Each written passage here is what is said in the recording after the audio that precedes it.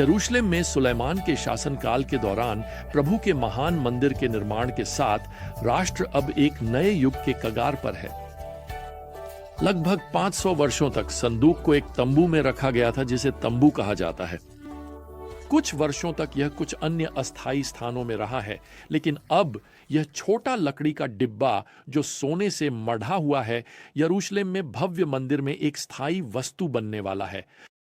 यह एक स्थान है जिसे स्वयं भगवान ने चुना है। 2 इतिहास के अध्याय 5 और 6 में समानांतर विवरण और अध्याय 7 का एक भाग, 1 राजा अध्याय 8 के काफी करीब है और कुछ महत्वपूर्ण विवरण जोड़ता है, इसलिए हम आगे पीछे जाएंगे आज की हमारी यात्रा के दौरान। अब 1 राजा का अध्याय 8 इस प्रकार शुरू होता है।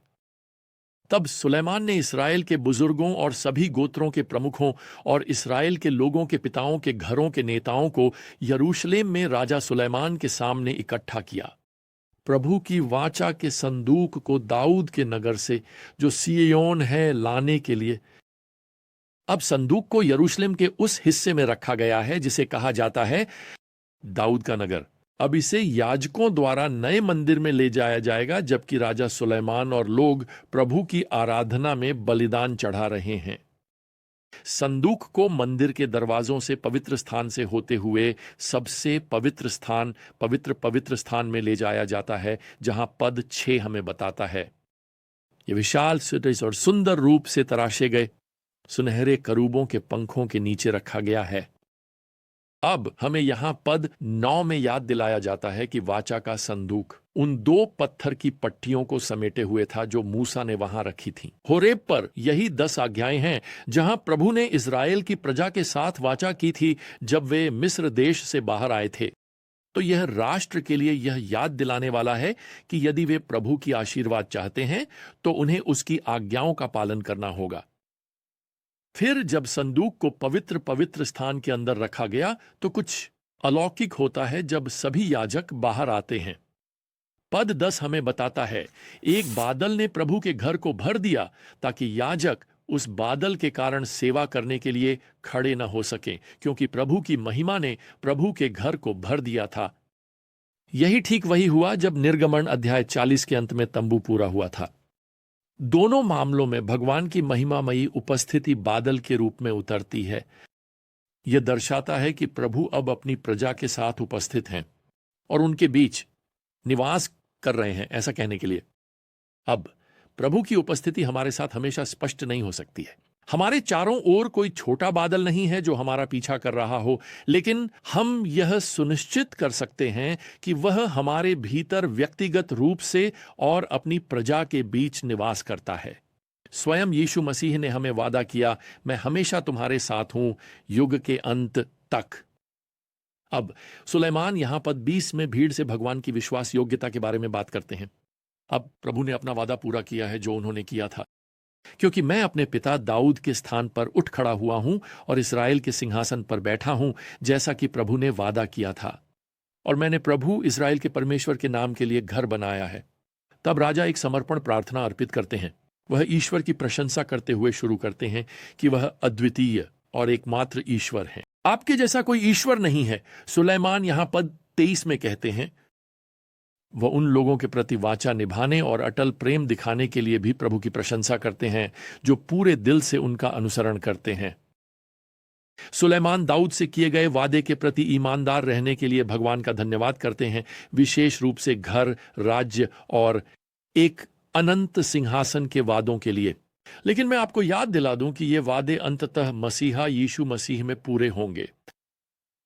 राजा सुलेमान यहां पद 27 में स्वीकार करते हैं, लेकिन क्या वास्तव में भगवान पृथ्वी पर निवास करेंगे? देखो, स्वर्ग और सर्वोच्च स्वर्ग भी आपको समाहित नहीं कर सकते, तो यह घर जो मैंने बनाया है कितना कम कर सकता है? दूसरे शब्दों में, चाहे यह मंदिर कितना भी भव्य क्यों ना हो, यह भगवान की महिमा को समाहित करने के करीब भी नहीं है। हालांकि इस बहुत ही अनोखे तरीके से भगवान अपने लोगों के साथ अपनी उपस्थिति का प्रतिनिधित्व कर रहे हैं, जैसे कि इस घर, इस मंदिर में निवास करके सुलेमान ने उनके लिए पृथ्वी पर बनाया है। खैर, सुलेमान अब भगवान से यहां पद 29 में प्रार्थना करते हैं कि वह अपने लोगों की प्रार्थनाओं को सुने जब वे इस घर की ओर प्रार्थना करें जहां उनका नाम निवास करता है।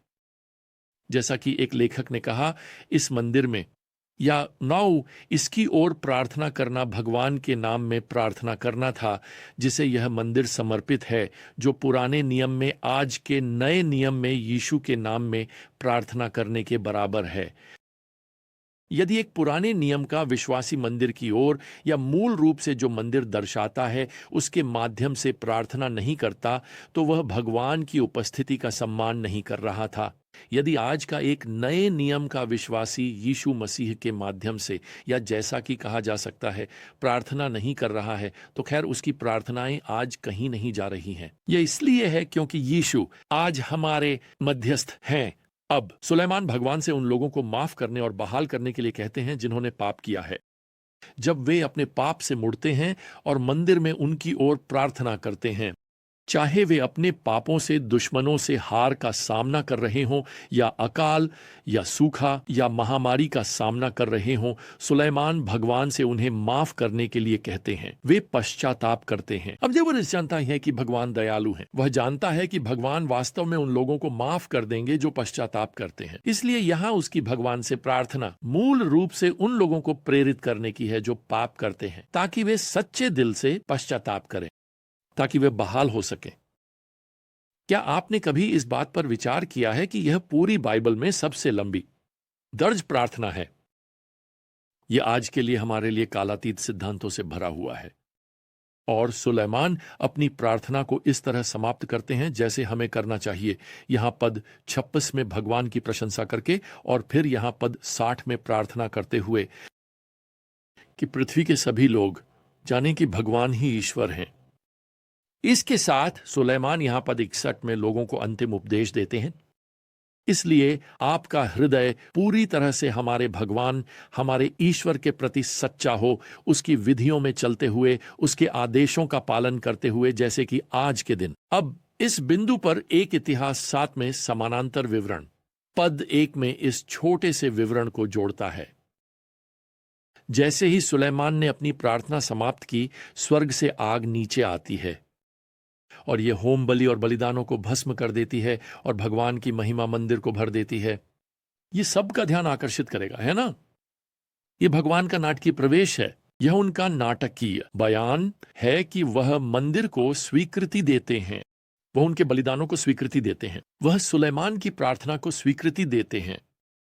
और जैसे ही भगवान की महिमा का बादल अब मंदिर को भर देता है, सभी लोग इसे देखते हैं।